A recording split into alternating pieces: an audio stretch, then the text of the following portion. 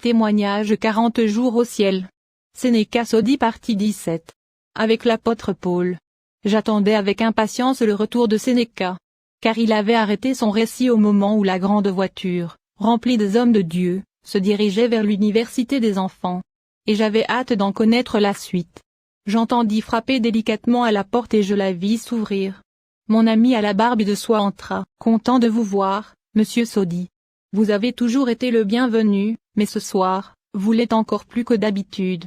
Tout est prêt pour recevoir votre message. Je vais donc te le donner, mon fils. Et il commença.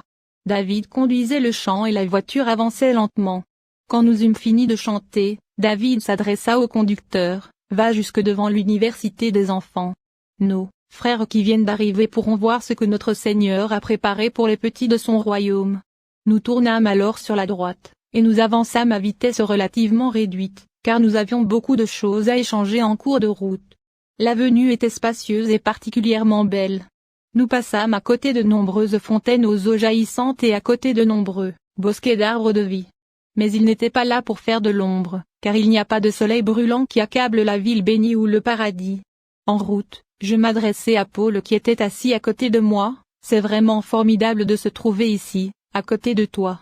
Ça me semble presque trop beau pour être vrai. Fancy a peint beaucoup de très beaux tableaux quand nous étions sur Terre, dans le but de faire resplendir la toile de notre imagination en ce qui concerne le futur. Mais aucun d'eux n'a jamais égalé la réalité. Non, dit Paul. Il est impossible à l'homme de concevoir la gloire tant qu'il est encore dans la chair. Une fois, le Seigneur m'a donné une vision très furtive du paradis alors que j'étais encore sur terre. Mais faire une description de cette gloire était au-delà de mes possibilités. Je me suis souvent demandé comment cela s'était passé. Car dans la parole de Dieu, nous n'avons seulement qu'un bref récit, que tu nous as laissé à ce sujet. Je connais un homme en Christ, qui fut, il y a 14 ans, ravi jusqu'au 3e ciel. Si ce fut dans son corps je ne sais, si ce fut hors de son corps je ne sais, Dieu le sait. Et je sais que cet homme, si ce fut, dans son corps ou sans son corps je ne sais, Dieu le sait, fut enlevé dans le paradis, et qu'il entendit des paroles ineffables qu'il n'est pas permis à un homme d'exprimer. 2 Corinthiens 12, 2, 4, eh bien. Cela se passait à Lystre, en Lycaonie. On m'avait jeté des pierres, puis emmené comme mort en dehors de la ville. Mais Dieu m'a relevé. Et avec des frères, je suis retourné vers la ville, et Nédété, voir Acte 14, 19-20. Alors survinrent d'Antioche et d'Icône des Juifs qui gagnèrent la foule, et qui, après avoir lapidé Paul, le traînèrent hors de la ville, pensant qu'il était mort. Mais, les disciples l'ayant entouré, il se leva, et entra dans la ville, mais cette nuit-là, poursuivit-il, je n'ai pas pu dormir. La parole du Seigneur me pesait et je n'arrivais pas à trouver le repos. Alors, je me suis levé. Seul, je suis sorti de la ville pour prier. Je me suis dirigé vers le vieux Karadag, un volcan éteint, et j'ai commencé à en faire l'ascension. Il me semblait être grandement aidé car un ange me tenait constamment la main. Soudain, à une courte distance au-dessus de la montagne, j'ai vu apparaître à côté de moi l'un des chars de Dieu avec son conducteur de lumière. J'ai été tellement environné par la présence de la gloire de Dieu, tellement effrayé et comme écrasé par la vue de ce char royal et de son conducteur, qu'il m'était alors difficile de savoir si j'étais mort ou si j'avais une vision. Mais je me suis bientôt retrouvé prostré dans ce véhicule céleste, tandis que nous nous élevions très haut au-dessus des colonnes des cieux. Ensuite, j'ai entendu des accents d'une musique qui provenait du 3e ciel, des plaines du paradis. C'étaient des chants nouveaux, qu'en tant homme je n'avais pas la possibilité de répéter. J'ai ouvert les yeux un instant. J'ai jeté un regard sur le fleuve de cristal.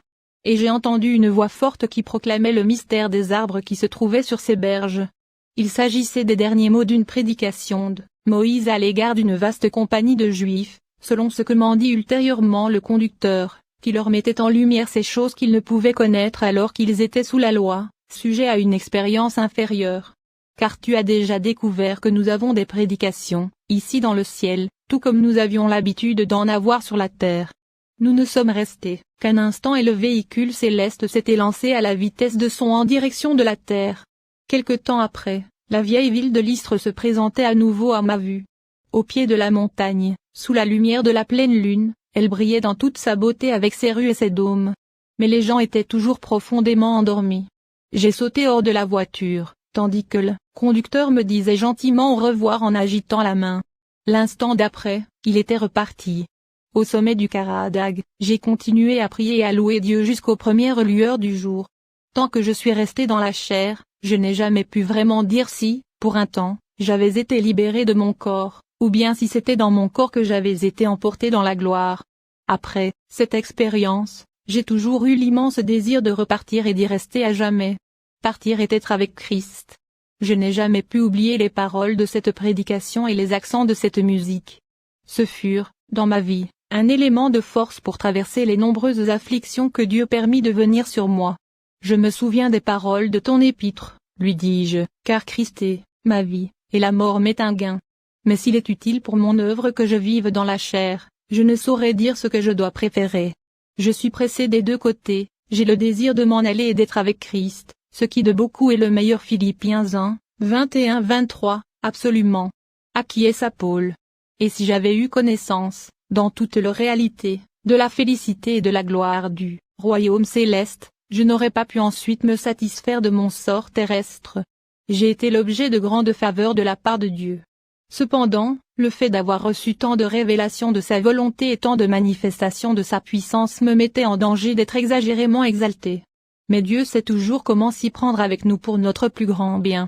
Il y avait un homme qui m'en voulait et qui manifestait à mon égard la colère la plus amère. Il fut vraiment pour moi comme une écharde dans la chair. C'était un messager de Satan. Mais alors, la grâce de Dieu, comme en toutes circonstances, me suffisait entièrement. Et je découvrais toujours que toute chose concourt au bien de ceux qui aiment Dieu. Je te remercie beaucoup pour ce que tu viens de me dire. J'ai, comme l'impression que c'est Dieu qui t'a conduit vers moi afin que tu partages un peu avec moi ton expérience. Je m'étais souvent demandé à quelle écharde tu faisais allusion dans ton épître. Eh bien, voilà, me dit Paul. Mais ce messager de Satan, de même que les prisons, les coups de fouet, les bastonnades, les traîtrises par les faux frères, et toutes les souffrances terrestres, ne servirent qu'à mon bien. Car maintenant je suis libre de tout cela. Quelle bénédiction! Il y a même un tel contraste que cela me permet d'apprécier éternellement les bénédictions de ce royaume-ci. Je vois, dit David, que nous arrivons à l'université spirituelle des enfants. Est-ce que vous les entendez chanter? Mais oui. Très distinctement. Cependant, l'endroit était encore hors de portée de notre vue, les rues étaient envahies de petits enfants, le plus souvent accompagnés d'anges, de mamans fidèles, ou d'autres personnes qui prenaient soin d'eux. Tous semblaient vraiment heureux. Leur rire et leur conversation joyeuse manifestaient un parfait contentement, une satisfaction totale. Et pourtant, nous savions qu'un grand nombre d'entre eux avaient laissé leurs parents sur la terre. Mais il n'y a ni peine ni chagrin dans le ciel. Oh, si toutes les mamans de la terre pouvaient seulement voir, tels qu'ils sont maintenant, les enfants qu'elles ont perdus. Plus jamais elles ne pleureraient. Au contraire, elles prendraient toutes les dispositions nécessaires pour bientôt venir les rejoindre dans ces palais de lumière. Il y avait parmi eux beaucoup de personnes plus âgées.